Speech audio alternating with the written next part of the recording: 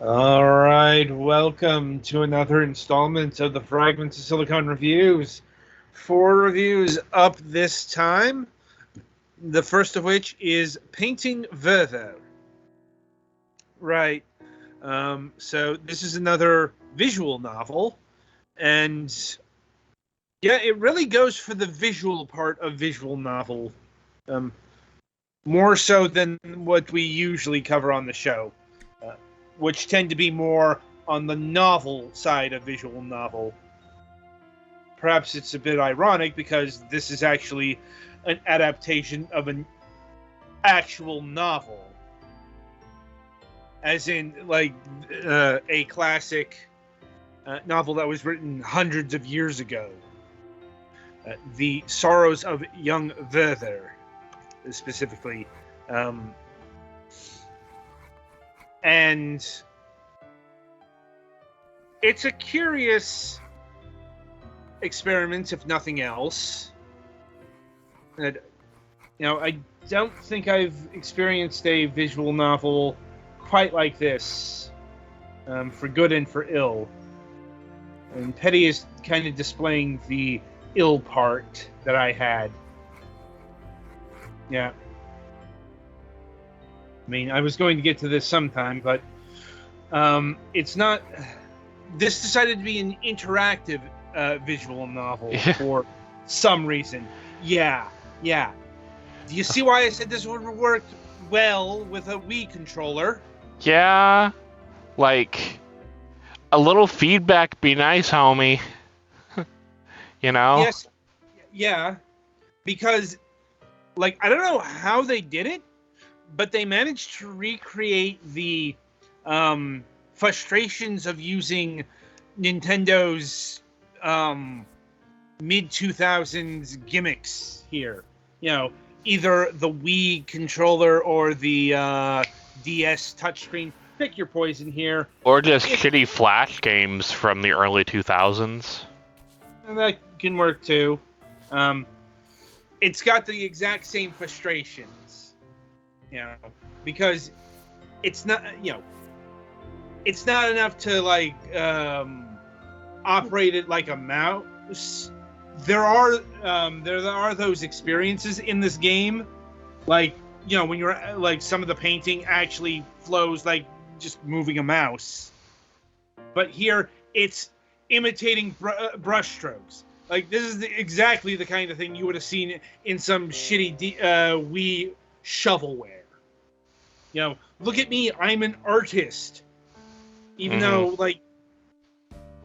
it's one of those things that you can easily recreate at home, should you really want to.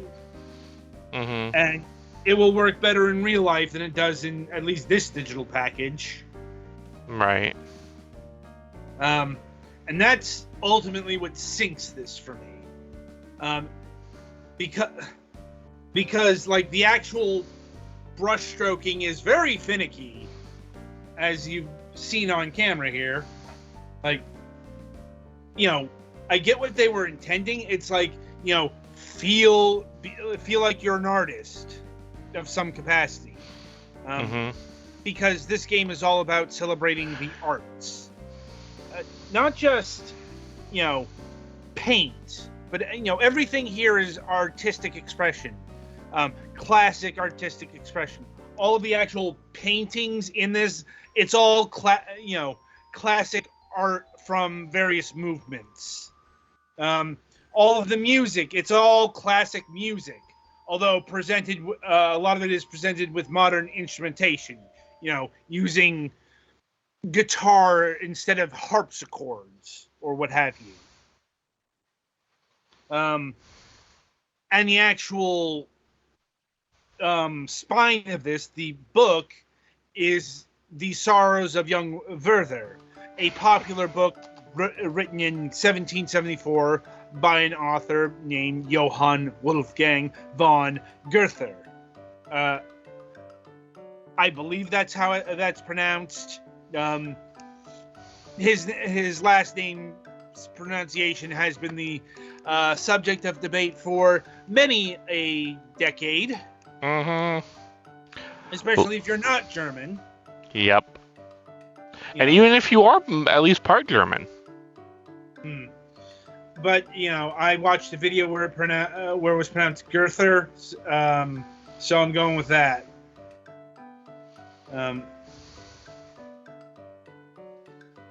And I'm guessing that this isn't an abridged adaptation of the book, because this is an actual novel from the 18th century, and this is a visual novel that can be completed in about 4 hours.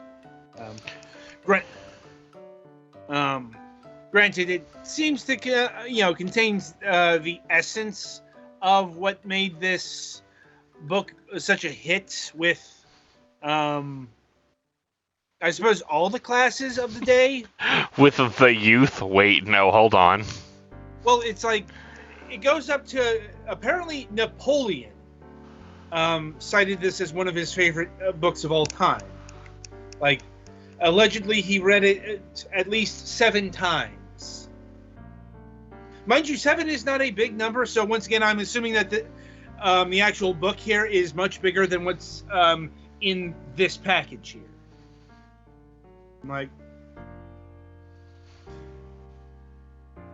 And as far as the subject matter goes, it's about one of the more favored literary pursuits, unrequited love. Worth noting that Werther was not a student, he was more of a critic, apparently, of the Romantic movement. It's definitely of the Romantic era, given its descriptions of passion and the like. But apparently this was meant to be a criticism of the Romantic movement. Is everything okay? I think Galax has joined us. Oh, sorry. Yeah. My mic was unmuted. We know. Apologies for the sound storm there. Sorry.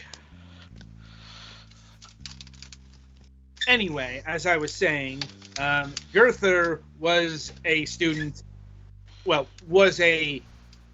he existed in the time when Romanticism was the dominant artistic style, but he apparently claimed to be a classicist. Somebody who wasn't fully taken in with the passions of Romanticism. It's a whole thing that's kind of beyond the scope of what we're talking about here, in detail. But, as far as, does painting Werther here lock in those emotions? I would say so.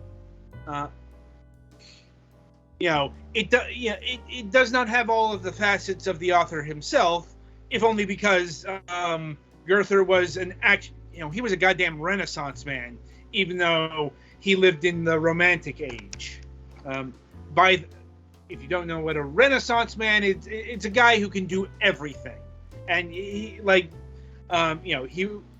an author named after Da Vinci and such, who were around during the Renaissance, and science had not yet progressed to the point where a person couldn't be reasonably competent at almost all of it. Right, but it comes from Balthasar Castiglione's treatise called The Courtier. I know this because I had to actually read that in college.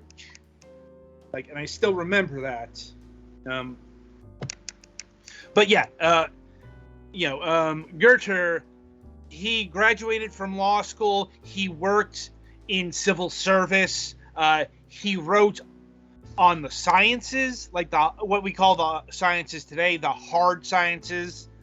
He wrote on the stuff like the metamorphosis of plants and stuff on color. Meanwhile, he's also the author of Faust. So, like I said, he's living up to the definition of Renaissance man here. But The Sorrows of Young Werther here is definitely one of his most romantic works. And it's apparently loosely autobiographical, though apparently the actual relationship depicted, like in reality, was a lot more stable. I think like the end result here is he just fucked off to Italy for a good decade. Whereas in the actual book, Werther, which rhymes with Werther, he ends up committing suicide over his emotions. Fun. Yeah. And apparently this book was blamed on a rash of suicides that went out after the publication of this book. Because as you do. Yeah. This is not a modern thing that happens. No, apparently you can trace it to this very thing.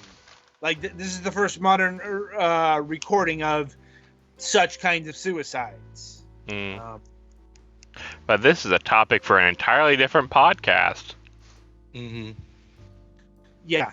I mean, a lot of the actual subject matter is subject matter for different kinds of podcasts, which does make it hard to, review it on gamey terms or visual novel terms.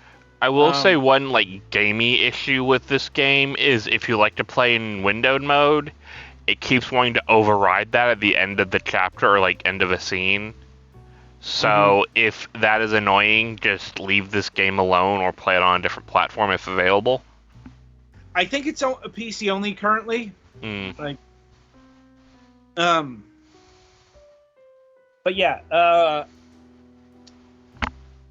like I said, this is a bit of a tricky package to review, but ultimately I have to go below average, and that just comes down to you sank this with your pseudo Wii gimmick. Like I said, I went over the brushstrokes and why they're there. It's just they didn't work. They literally don't work without finding the right spot to make it work. It's especially bad on the sketch pages, which don't even play out right. Because, I'm still using it as a paintbrush, not as a pencil. But I'm guessing pencil movements were a bit too advanced for the programming scene here, or however the implementation works. Which is unfortunate. As far as the transliteration of art, once again, an interesting experiment, but, we're talking about a book here from the 18th century, so this is not the only way to consume it, and it comes with the addition of pricing. Because, I'm pretty sure that the original book is public domain. Everything here is public domain now. So if you just want to read the book, you can read the book. The selling point here, if you will, is the entire package. And, while most of the artistic stuff has been done in a transformative way, that if this stuff were under copyright, you could probably make a claim that, you've worked with all of it enough that it creates an entirely new work. Fair enough. I just keep coming back to, why did you add the Wii gimmicks here? Or at least, couldn't you have done it better? Because it just seriously kills the package for me. Because, I'm not enraptured with the narrative or, being taken into the mind of young Werther via the music.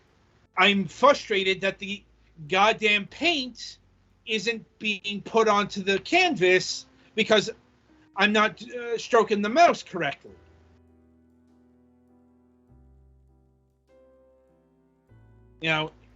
It was that frustrating.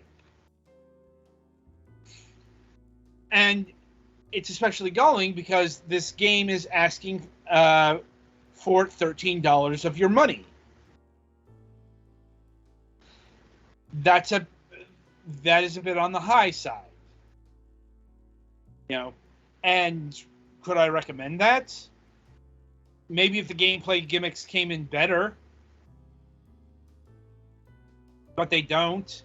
So ultimately, I'd suggest just go and find an open source version of the text and go and find some Mozart or Beethoven or Bach or insert, classical composer here.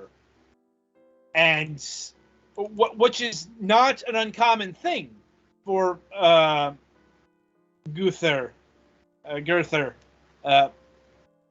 His music has, his works have been set to that music for centuries. So ultimately, good attempt here. It just didn't come together. Anyway, any questions, comments, or concerns over painting Werther here? I think I'm good. I'm good. Okay. So yeah, that'll about do it for this game. Be sure to tune in after the break as Penny reviews Humanity.